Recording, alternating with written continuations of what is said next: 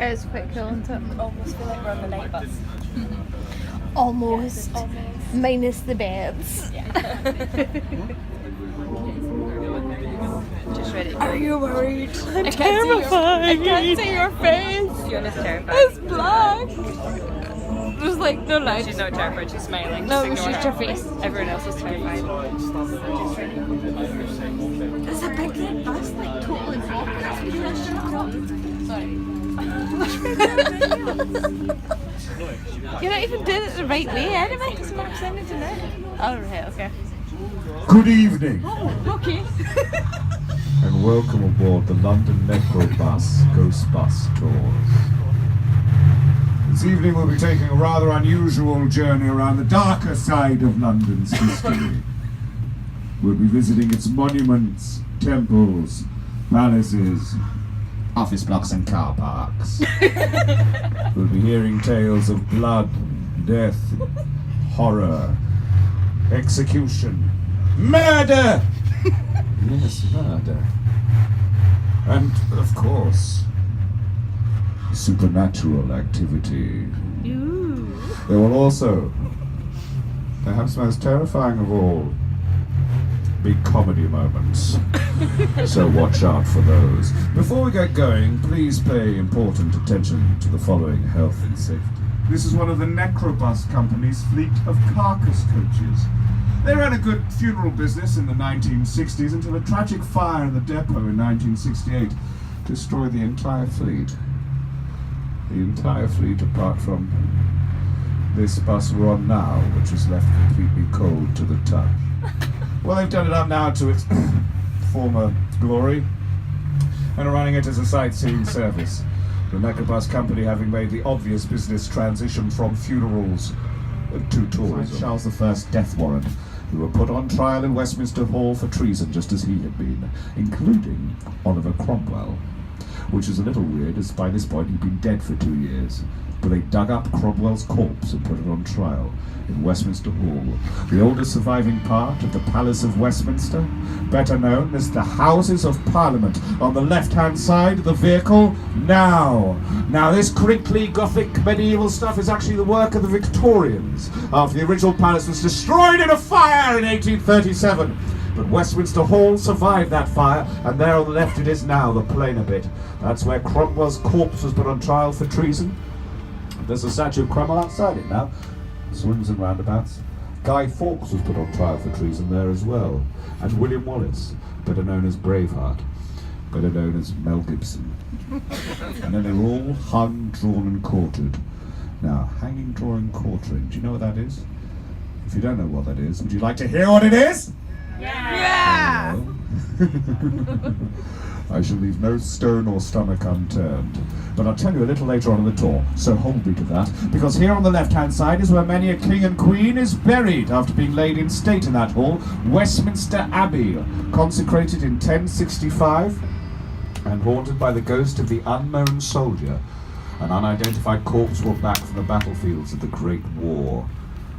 It's now said to hover above the tomb, rifle at the ready. Charles Dickens is buried in the Abbey. Charles Darwin, all the Charleses. Sir Isaac Newton.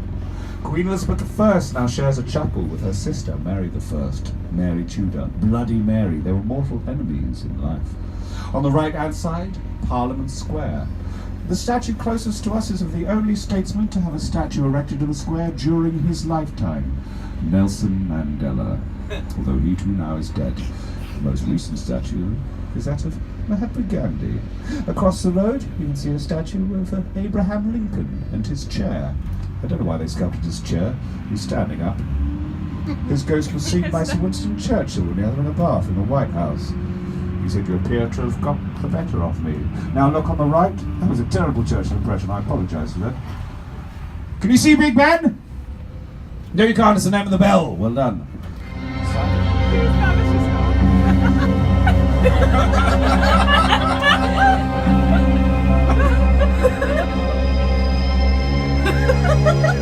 Oh my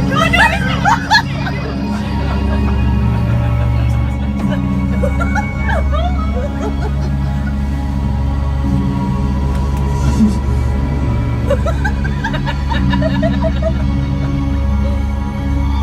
Buckingham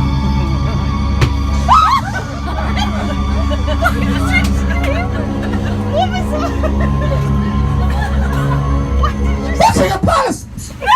Sorry, Buckingham Palace. Briefly visible as we go back around the statue of Charles I. Look to the left of the bus, through Admiralty Arch and down the Mall. I'm afraid we're about to take the bus down this way because Buckingham Palace, the royal residence, at the end of it. The Queen prefers Windsor Castle, however. To the right of us, Charles I and his horse, and to the left, look at those lions now, sitting like dogs. Idiots! Coming up on the right-hand side of the vehicle beneath her bed. She tried to communicate with whoever was scratching through a series of taps. One for no, two for order. She did well. She got a name. Fanny. Fanny Lyons. Oh, come on. Fanny Lyons was a previous resident of the house who claimed now to have been poisoned by her husband. Don't know how she... The case went to trial, the only trial to call a ghost as a witness. The press had a field day and the headlines ran, and I am not making this up, Scratching Fanny the Cock Lane Ghost. That is absolutely true. Fine. If you don't believe me, type scratching. That takes you down a completely different... I'm getting her back on. Fanny? What's Scratching Fanny the Cock Lane Ghost and taking miles around to catch a glimpse of Fanny. And then the team of investigators reported to get to the bottom. They found the whole thing was a hoax. It was actually a maid pulling chains beneath the bed. They tried to discredit the widower over some financial dispute. 50 years later, an artist in Clerkenwell found the tomb of Fanny Lyons, broke into it and found her body perfectly preserved after 50 years, which is a symptom of arsenic poisoning. They pulled down 33 Cock Lane, so you can't see that, but look, to the right, halfway up the building, a beautiful, horrible, giant, naked golden baby. The golden boy of Pye Corner. See him there with his bits hanging out like he owns the place? He marks a spot where the final flames of the Great Fire of London were extinguished once and for all, and it spread no further.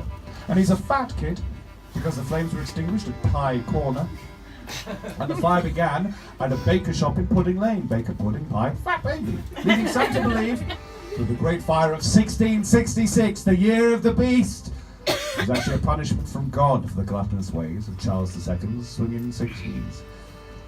That statue used to be supported by a pub. There was a pub on the corner of that road. The Fortune of War pub. It was there that the Resurrection Men would spend the money they made doing business with students of St. Bart's across the road. Another word for Resurrection Men? Body snatchers. They'd dig up bodies and then sell them to the students to help them further their studies of human anatomy. I don't know about you, I could do with a drink, excuse me. Tower Bridge was the only bridge to have its own mortuary. Dead Man's Hole, underneath the northern end of that bridge on the left-hand side, is where, any workers drowned at St. Catherine's Docks used to be held before being taken away for proper burial.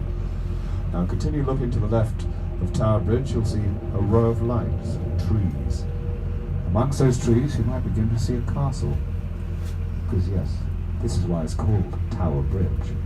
It's named after London's very own fortress, and maybe the most haunted building in the world. 28 ghosts have been sighted at the Tower of London. Originally built during the reign of William the Conqueror. The most famous ghost is maybe Anne Boleyn, executed there. 2 of Henry VIII's 6 wives he had executed at the Tower. You can see the turrets of the White Tower at the centre poking out now. Another woman sentenced to be executed during the reign of Henry VIII in the Tower did not go so quietly. The Countess of Salisbury changed her mind at the last minute and had been chased around the block by the executioner in front of hundreds of spectators. Game old bird. She was 68 years old at the time. And now this grisly scene is reenacted by ghosts on the anniversary of her death. Speaking of grisly apparitions, the ghost of a bear has been sighted at the Tower. It scared one guard to death. Well, the Tower used to house the Royal Menagerie. It was the original site of London Zoo. Ahead of us now, South London, as we cross London Bridge. All the most famous heads on spikes used to be stuck outside London Bridge, which is why there's now the concrete Millennium Spike. The Millennium Spike just on the left-hand side, you can see now. And and on the right hand side you'll be able to see. And on the right hand side.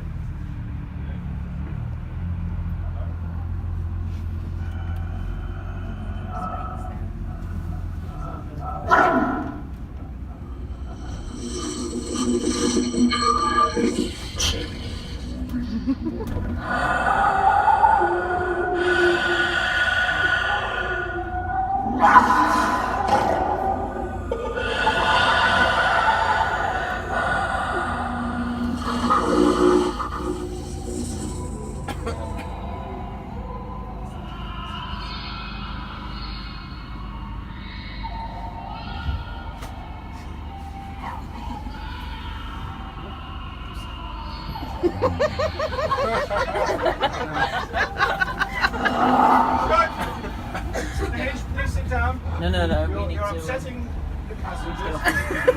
We need to. Okay. Spike.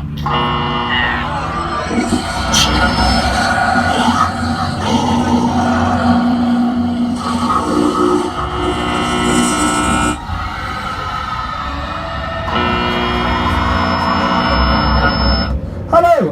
Everything's back to normal. There we are, just bring the lights up to try and make contact with this presence and ask it politely to leave.